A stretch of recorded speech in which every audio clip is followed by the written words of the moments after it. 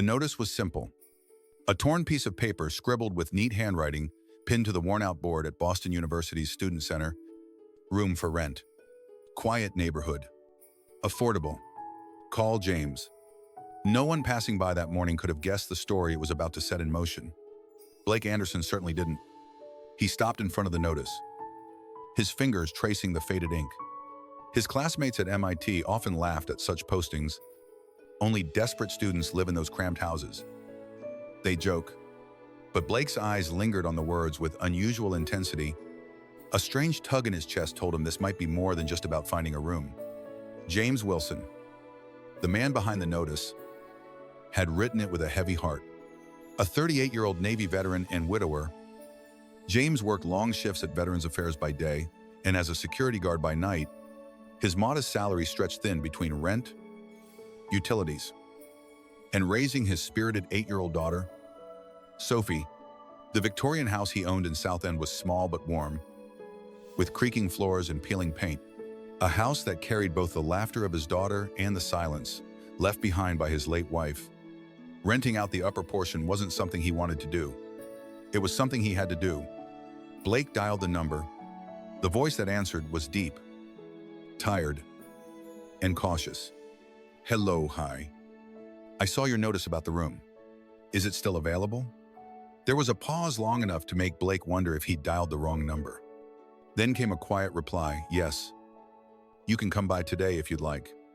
The Wilson house stood at the far end of a narrow lane, tucked between two tall brownstones. Blake hesitated outside, his messenger bag slung over his shoulder. For someone like him, accustomed to Silicon Valley mansions, private jets, and round-the-clock staff, this was unfamiliar ground. But no one here knew he was the son of Alexander Anderson, CEO of Anderson Tech, and one of America's wealthiest businessmen. And that was exactly how Blake wanted it. James opened the door himself.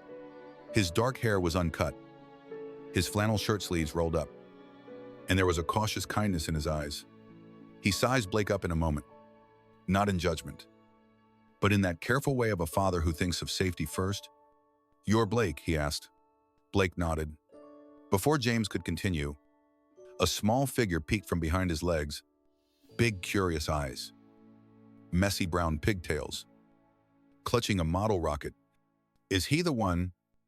Dad, the little girl whispered loudly, earning a faint chuckle from Blake. James cleared his throat. This is my daughter, Sophie. She'll be around a lot. He paused, seeming unsure how to proceed. If that's a problem, it's not. Blake interrupted softly, bending down to Sophie's level. Hi there. I'm Blake. Is that a NASA X-43 model? The child's eyes widened with delight. You know about rockets, Blake grinned. A little. I did a project on aerospace engineering last semester. Sophie studied him for a long moment, then grinned. You can stay. You know cool stuff. It was such an innocent decree that even James couldn't help but smile for the first time in days. Upstairs. The room was modest. Bare walls, a small window overlooking the street, a bed with worn sheets. To most, it might have felt too plain. To Blake, it felt strangely perfect. He set his bag down, his heart beating with a mix of nerves and relief. Rent is due at the end of each month, James said, standing in the doorway with that same careful tone. I'll keep things fair. And if you need anything, just knock. Blake met his gaze, steady and calm. Thank you. I think this will work. He didn't tell James he could have rented the most expensive apartment in Boston with a single swipe of his card. He didn't tell him his father would be furious if he knew he was here. He didn't mention that at 24, he'd already walked away from a trust fund because it came with the condition of hiding who he truly was. Because for the first time in his life, Blake Anderson wasn't looking for luxury. He was looking for something else entirely. Have you ever found home in the most unexpected place? Follow heart stories because some connections run deeper than blood. And the most important journeys begin with a single step toward authenticity. The first night Blake spent in the upper portion of the Wilson house was strangely quiet. He was used to the constant hum of smart home systems, the faint whir of air purifiers, and the isolation of his private suite in his father's Palo Alto mansion. Here, the silence was broken only by the faint creak of the floorboards and the occasional laughter of Sophie drifting up from downstairs. It wasn't luxury, but it was real. The next morning, Blake awoke to the smell of pancakes. Following his nose, he found Sophie sitting at the small kitchen table, swinging her legs while James flipped pancakes in an old pan that had clearly seen better days. Sophie spotted him first. "Morning, Blake," she chirped, waving her fork like a magic wand. James glanced up briefly. "You don't have to come down? You know, your portion has its own kitchenette." Blake smiled.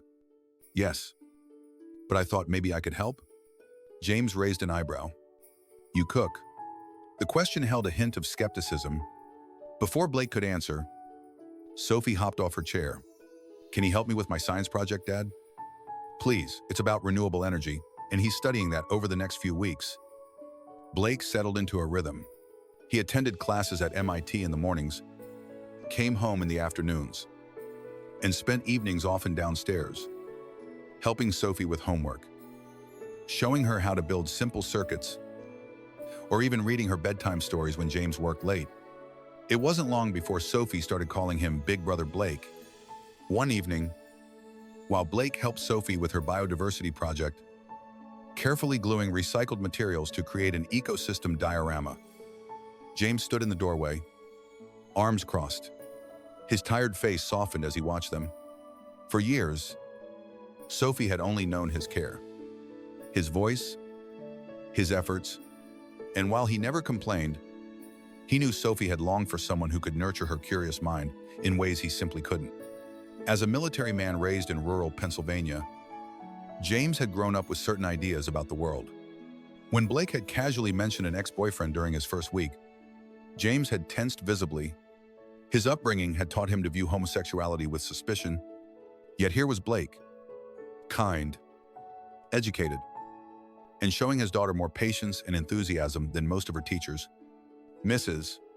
Martinez, their 70-year-old Cuban neighbor from across the street, noticed the change in the household. One evening, as James fixed the front steps, she brought over homemade flan and sat beside him. "Your tenant," she said, her accent thick, but her eyes knowing. "He reminds me of my Miguel." Her voice cracked slightly. "My son.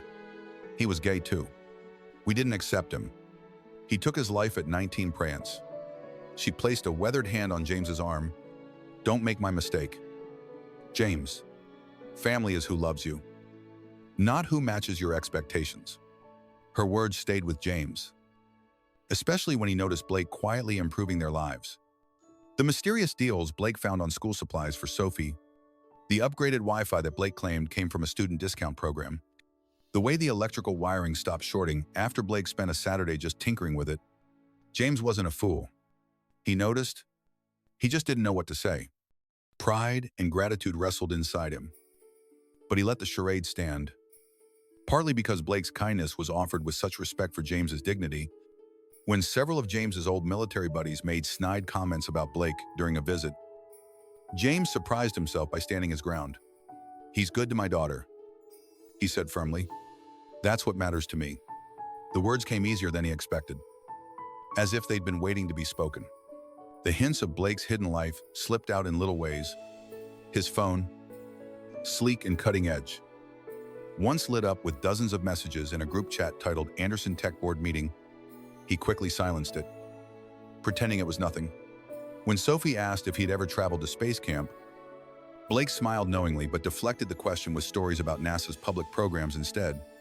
One night, after Sophie had fallen asleep, Blake and James sat on the porch, nursing beers in comfortable silence. "Do you like it here?" James asked quietly. Surprising himself with the question, Blake turned to him, his green eyes reflecting the porch light. "More than I thought I would." He paused, then added, "Most students don't want to live in an old creaky house with a single dad and a kid." James frowned slightly, curiosity stirring. "And what made you different?" Blake hesitated, then whispered, "A place that feels like home." James didn't press further. He simply nodded. Though the words lingered in his chest long after he went inside, neither of them knew it then. But the fragile threads of trust and belonging were already weaving themselves into something neither wealth nor hardship could have ever bought. Boston's Pride Festival transformed the city streets into rivers of color and celebration. Blake had suggested they go, presenting it to James as an educational opportunity for Sophie. She's learning about diversity in school, he'd said. This could make it real for her. Reluctantly, James had agreed.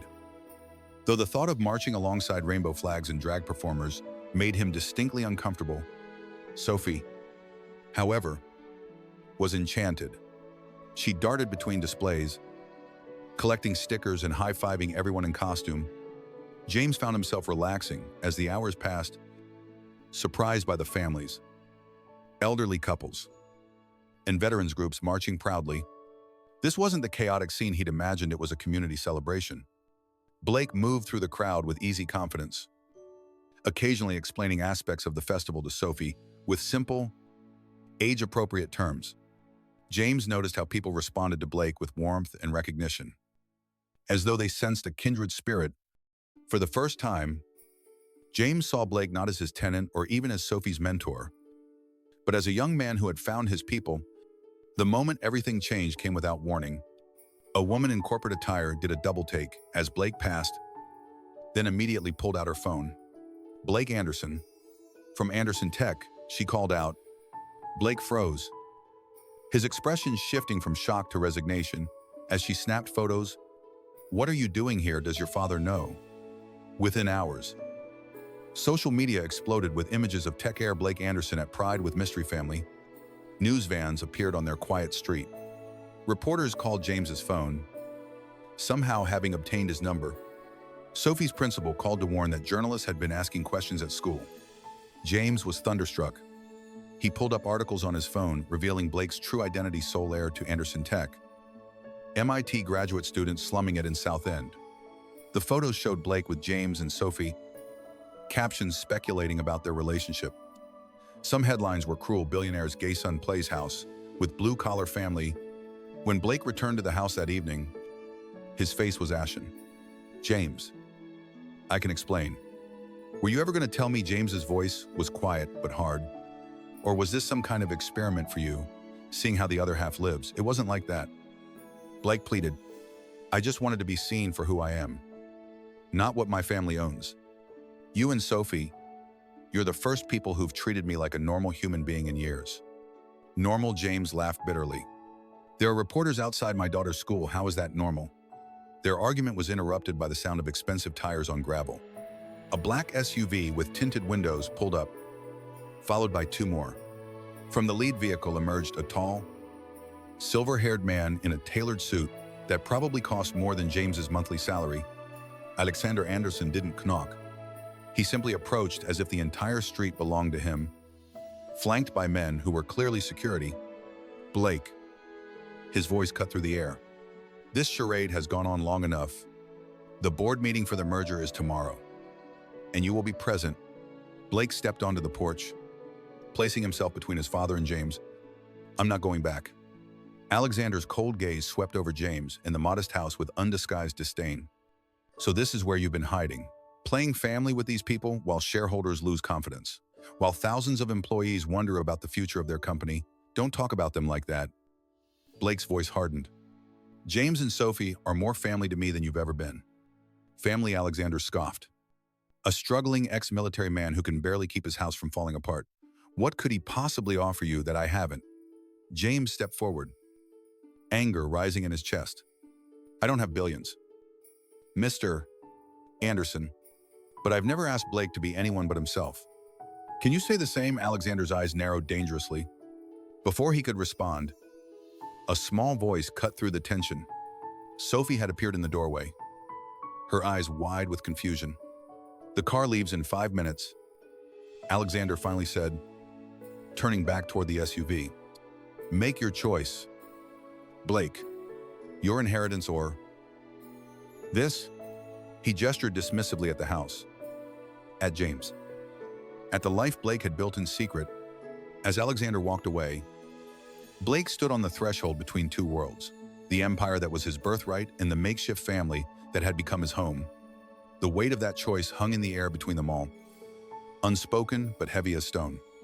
He glanced back at his father, then to James, conflict evident in every line of his face. But I promise you, no matter what happens, what we built here is real. Alexander watched this exchange, something unreadable shifting in his expression. James noticed his hands manicured and soft. So, unlike his own calloused palms clenched at his sides, for a moment, beneath the power and wealth, James glimpsed a father struggling with his own failures. Blake packed a single backpack, his movements deliberate in the small upstairs room that had become his sanctuary. "I need to face this," he told James, who stood awkwardly in the doorway, "running away from my father. From the company, it solved nothing. I thought I was taking a stand, but I was just hiding." James nodded, uncertain what to say. Part of him understood responsibility. The Navy had taught him that. Another part felt betrayed, as though the person he'd grown to trust had been wearing a mask all along. "So you're going back to your real life," he said finally. "This is my real life." Blake insisted, gesturing to the room, to the house. "What I have with you and Sophie, it's the first honest thing I've had in years." He hesitated. "I'll come back. I just need to deal with this merger. Make sure thousands of people don't lose their jobs, because I wanted to prove a point to my father." Boston's Anderson Tech headquarters gleamed like a glacier against the skyline. Inside, Blake was immediately swept into a world of executive suites, legal briefings, and PR strategists who spoke about his image rehabilitation. A young woman from the communications team laid out their plan. Blake would appear at the merger announcement with Catherine Chen, daughter of their new Chinese partners. "The narrative will be your return to responsibilities, maturity, settling down," she explained, not meeting his eyes when she emphasized the last point. Blake sat through meetings where his father commanded the room, presenting Blake's return as a triumph rather than the grudging compromise it was. Every decision, every word felt like another brick in the wall separating him from the authentic life he'd glimpsed with the Wilsons. Meanwhile, James fought his own battles. Reporters lingered near Sophie's school, forcing him to coordinate with her principal about alternative entrances. Several parents from Sophie's class called, some supportive, others concerned about their children being exposed to alternative lifestyles. The phrase made James's blood boil in a way that surprised him. At a hastily arranged parent meeting, James found himself defending not just Blake, but an entire community he'd once viewed with suspicion. "My daughter has learned more about compassion and acceptance in the last few months than in years of classroom lessons," he stated firmly, facing down the disapproving stares of parents he'd once nodded politely to at school functions. Principal Garcia, a progressive woman who'd always admired James's dedication to Sophie, stood beside him. "Our school values diversity in all forms," she announced, "and I would remind everyone that Mr. Wilson's private life is not subject to committee approval." When James returned home that evening, exhausted from the confrontation, he found Mrs. Martinez and several other neighbors had decorated their porches with small rainbow flags. "Solidarity," Mrs. Martinez explained simply, patting his arm. "You stood up. Now we stand with you." At Anderson Tech, Blake discovered something troubling while reviewing merger documents. His father's legal team had quietly established a shell company that was buying properties in James's neighborhood, including a pending offer on James's house. The bank was preparing to call in James's second mortgage, a circumstance too convenient to be coincidence. That night, driven by desperation and anger, James drove to Anderson Tech's Boston office. He hadn't called or texted, he simply needed to see Blake, to warn him about Alexander's machinations. The security guards blocked his entry, unmoved by his explanations. "Sir, unless you have an appointment, we cannot allow you access," one stated flatly. "Then call Blake. Tell him James Wilson is here." "Mr. Anderson is in a board meeting. He cannot be disturbed." James stepped back. Considering his options, rain had begun to fall. Cold Boston spring rain that soaked through his jacket. But he didn't leave. Instead, he positioned himself across the street, clearly visible from the upper floors of the building, and waited. Hours passed. The rain intensified. Still, James remained, as stubborn in this as he had been in every aspect of raising Sophie alone, of surviving his wife's death, of reinventing himself after the military. Some battles were fought standing up. This one would be fought by standing still. From his corner office, Alexander Anderson noticed the solitary figure in the rain. Initially, he dismissed the man as some protester or disgruntled employee, but as the hours passed and the figure remained, Alexander found his attention drawn repeatedly to the window. Something about that steadfast presence awakened a distant memory of himself. Decades younger, standing in rain outside a hospital where Blake's mother had once tried to leave him, determined to prove he could be more than just a provider. The Anderson Tech boardroom hummed with anticipation. Executives in bespoke suits murmured among themselves. As Blake approached the podium, he looked every inch, the heir-apparent tailored suit, confident posture. The Anderson jawline sharp in the overhead lighting. For 30 minutes, he presented merger details with precision and authority that impressed even the most skeptical board members. Alexander watched from his seat at the head of the table, a complex pride swelling in his chest. This was the son he had always envisioned, commanding, articulate, brilliant. Perhaps the rebellion had finally burned itself out. Then Blake changed course. "Before we conclude," he said, his voice taking on a different quality, "I'd like to announce a new initiative." He clicked to a slide no one had previewed. The Anderson Foundation for LGBTQ+ Youth and Families will launch next month with an initial endowment of $50 million, focusing particularly on military families and veterans. The room fell silent. Blake continued, his voice steady but emotional. "I am a gay man. I've hidden this truth at the request of this company, believing that my worth was tied to your acceptance. I was wrong." He looked directly at his father. "No company valuation. No marriager. No inheritance is worth living a lie." Alexander half rose from his chair, his expression unreadable. Then, to everyone's shock, he slowly began to applaud. The gesture started tentatively, then grew more certain. "My son," he announced to the stunned room, "has shown more courage today than I have in a lifetime of building this company." His voice roughened with emotion. "The foundation has my full personal support. And my apology." Across town, James and Sophie returned home to find their street transformed.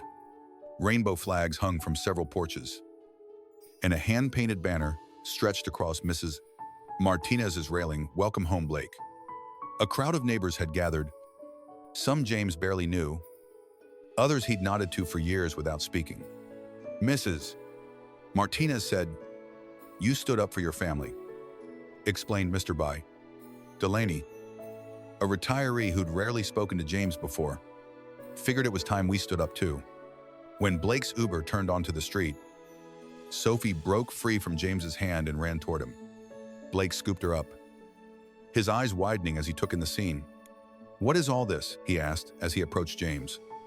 "Apparently, we have a community," James answered simply. The two men regarded each other awkwardly, weeks of separation hanging between them. "I should have trusted you," James finally said. "I was afraid of what might happen to Sophie if I let you in. Turns out, the best thing for her was seeing me learn to accept people for who they are, not what I feared they might be." Their conversation was interrupted by the arrival of another black SUV. The neighbors tensed, but when Alexander Anderson emerged, he came alone. Without security or assistance, he approached James directly. Extending his hand, "Mr. Wilson, I believe I owe you an apology." The meeting moved to the porch, where Alexander, still imposing in his expensive suit, but somehow diminished without his entourage, spoke plainly. "I've established a trust for Sophie's education. No strings, no expectations. It's not a bribe or a payment. Consider it an investment in the people who showed my son something I failed to give him: unconditional acceptance." James initially balked, but Blake touched his arm. "It's not about pride, James. It's about Sophie's future. In the months that followed, they created a new normal. Blake split his time between Anderson Tech's Boston office and his room in James's house, which was gradually renovated with better wiring, proper insulation, and a small observatory in the attic for Sophie's growing interest in astronomy. James accepted a position with a veteran-focused division of the Anderson Foundation, using his experience to help LGBTQ+ service members transition to civilian life. 1 year later, they hosted a backyard barbecue. Mrs. Martinez brought flan. Alexander arrived without a tie, and Sophie proudly showed off her science fair medals to everyone who would listen. As dusk fell, the three of them sat on the porch steps, watching fireflies rise from the garden James and Blake had planted together. "Dad," Sophie asked, looking between the two men who had become her world. "Are we a weird family?" James laughed. "Maybe by some standards, but," Blake added, "families aren't measured by how they look to others. They're measured by how much love they hold." Sophie nodded, satisfied, and leaned against Blake's shoulder as he pointed out the first evening star. Have you ever found family in unexpected places? Has someone in your life taught you to see beyond your preconceptions? Share your story in the comments below. Because at Heart Stories, we believe every journey of acceptance deserves to be told. Subscribe to never miss another moment of transformation, where the smallest choices often lead to the most profound changes.